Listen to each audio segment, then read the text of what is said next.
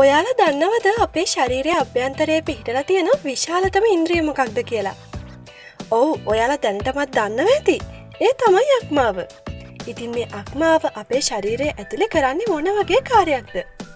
අපි ඒක පරිස්සම් කරගන්න ඕනි ඇයි? සහ අක්මාවේ අධික තෙල් තැන්පත් වී ඇති බවට හඟවන රෝග ලක්ෂණ මොනවද? කියලා තමයි අද දැනුම් පොඩි ඔයාලත් එක්ක කතා කරන්න යන්නේ. ගොඩක් කාලයක් නිරෝගීව ජීවත් වෙන්න කැමති ඔයා බලන්න ඕනි වීඩියෝ එකක් තමයි මේක. ඉතින් තවත් වැඩි කතා නැතුව අපි යමු වීඩියෝ එකට. ඉතින් මතක් කරනවා ඔයා තාමත් දැනුම් පොඩිව සබ්ස්ක්‍රයිබ් කරලා නැත්නම් ඉක්මනටම සබ්ස්ක්‍රයිබ් කරලා එකතු වෙන්න කියලා. සාමාන්‍යයෙන් නිරෝගී අක්මාවක් කිලෝ 1.5ක් විතර බරයි. උදර කුහරයේ දකුණු පැත්තට වෙන්න මහා ප්‍රාචීරයට යටින් පිහිටලා තියෙන මේ අක්මාව මෘදු රෝස පැහැති හා ත්‍රිකෝණාකාර අවයවයක් විදිහට තමයි පවතින්නේ. ශරීරයේ රසායනාගාරයේ විදිහට සැලකෙන මේ අක්මාව ශරීරයේ විෂහරණය කරන්න විශේෂයෙන්ම දායක වෙනවා. ඉතින් මේ අක්මාව තුළ අපි ගන්න ආහාර ග්ලයිකෝජන් විදිහට තමයි තැන්පත් වෙන්නේ.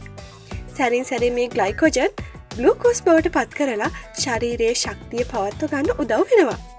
ඉතින් ඔයා දන්නවද අපේ ශරීරයට අපි ගන්න විවිධ ඖෂධවල විෂ හරණය කරන්නත් ඒවායේ සැර බාල කරන්නත් මේ අක්මාව ගොඩක් මහන්සි වෙනවා. අපේ ආහාර ජීර්ණයට අවශ්‍ය කරන පිත්ත නිපදවීම, රුධිර සංසරණයට අවශ්‍ය වන විවිධ රුධිර ප්‍රෝටීන නිපදවීම, ශරීරයට අවශ්‍ය වන ඇතැම් වැදගත් හෝමෝන වර්ග නිෂ්පාදනය කිරීම වගේ විශාල කෘත්‍යයන් ප්‍රමාණයක් මේ අක්මාවෙන් ඉටු කරනවා. අපි සාමාන්‍යයෙන් අවධානය යොමු කරන්නේ අපේ හෘදය, මොළය, පෙනහළු වගේ ඉන්ද්‍රියන් වලට විතරයි. ඒත් ඔයා කවදා හරි හිතලා තියෙනවද අක්මාවට මොකක් හරි වුණොත් ඔයාගේ ජීවිතේට මොන වගේ තර්ජනයක් එල්ල වෙයිද කියන එක ගැන?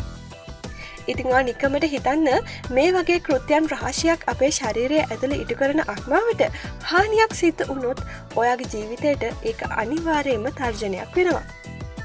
අධික වේදනාකාරී රිදීම් ඇති වී ඔයාට ජීවිතේ සමුගන්න පවා සිද්ධ වෙවි.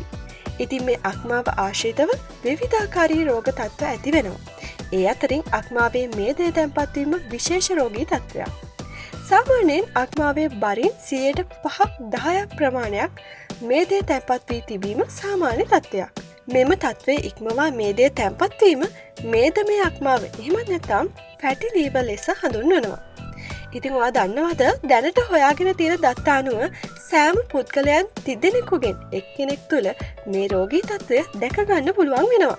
ඉතින් මේ අක්මාවේ ප්‍රමාණය ඉක්මවා මේදේ තැන්පත් වීමට ප්‍රධානතම හේතුව වෙන්නේ මොකක්ද? ඒ තමයි මත්පැන් භාවිතය. හැබැයි මත්පැන් භාවිතයම මේකට හේතුවක් වෙන්නේ නැහැ. මොකද මේ වෙනකොට මත්පැන් භාවිතා නොකරන අය අතරත් මේ ෆැටි ලීවර් රෝගී තත්ත්වය දැක ගන්න පුළුවන් වෙනවා. ඉතින් මේ රෝගී තත්ත්වය non alcoholic fatty liver disease කියලා තමයි හඳුන්වන්නේ. ඉතින් මේ රෝගී තත්ත්වයට හේතු වෙන්නේ ශරීරයේ අධික ස්ථූලතාව, දෙවන ගණයේ දියවැඩියාව, විවිධ ඖෂධ වර්ග, මන්ද පෝෂණය, ශරීරයේ කෙට්ටු වීම, කොලෙස්ටරෝල් සහ වයස්ගත වීමයි. ඔබේ අක්මාව ආසාදනය වී ඇති බවට රෝග ලක්ෂණ පෙන්වන අවස්ථාව වන විට ඔබේ අක්මාව පවතින්නේ අසාධ්‍ය තත්ත්වයක නම් ඒක ඔයාගේ ජීවිතයට පවා තර්ජනයක් වෙන්න පුළුවන්. ඉතින් මේ ආකාරයට අක්මාව රෝගී වුණහම පෙන්වන රෝගී ලක්ෂණ කිහිපයක් තියෙනවා.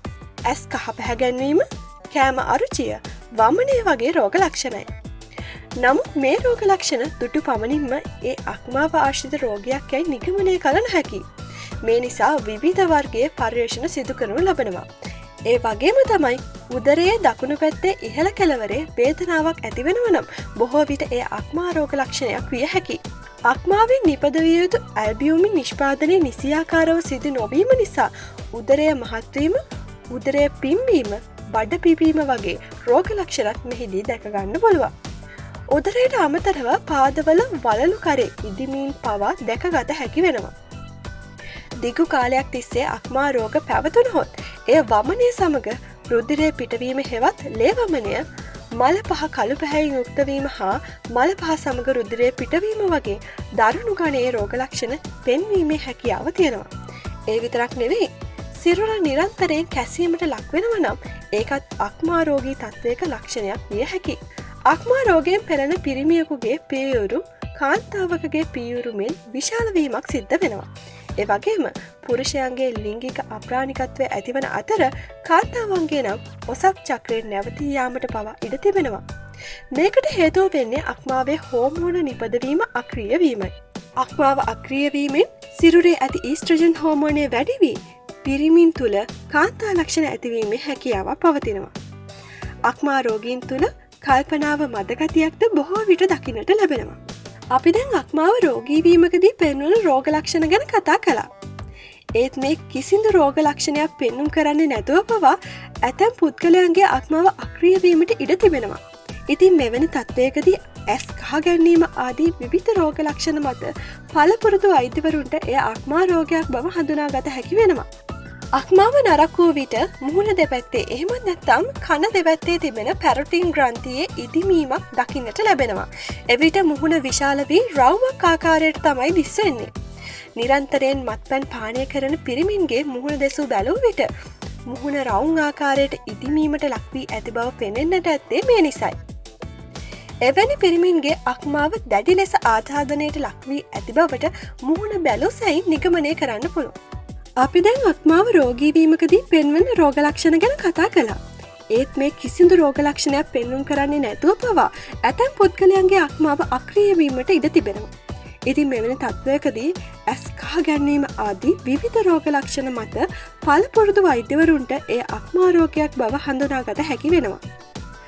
අක්මාව නරක් වූ විට මුහුණ දෙපැත්තේ එහෙමත් නැත්නම් කන දෙපැත්තේ තිබෙන පැරොටින් ග්‍රන්ථියේ ඉදිමීමක් දකින්නට ලැබෙනවා. එවිට මුහුණ විශාල වී රවුමක් ආකාරයට තමයි දිස්වෙන්නේ. නිරන්තරයෙන් මත්පැන් පානය කරන පිරිමින්ගේ මුහුණ දෙස බැලූ විට මුහුණ රවුම් ආකාරයට ඉදිමීමට ලක්වී ඇති බව පෙනෙන්නට ඇත්තේ මේ පැරොටින් ග්‍රන්ථිය විශාලවීම නිසයි.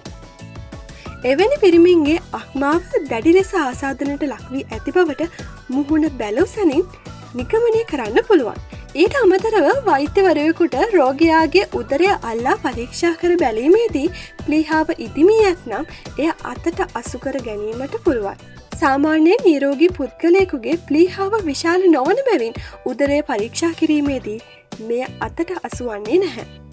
අක්මා රෝගීන්ගේ අල්ල රතුපහ ගැන්වෙන අතර නියපොතුවලද වෙනස්වීම් දකින්නට ලැබෙනවා. අවසාන වශයෙන් මේ තත්ත්වය බරපතලවීමේදී උදරයේ දියර පිරීමට පටන් ගන්නවා. දැන් අපි බලමු මේ අක්මා රෝගයට ප්‍රධානතම හේතුවක් වුණ අක්මාවේ මේදය තැන්පත්වීම වළක්ව ගන්න අපි කරන්න ඕනි මොනවද කියලා.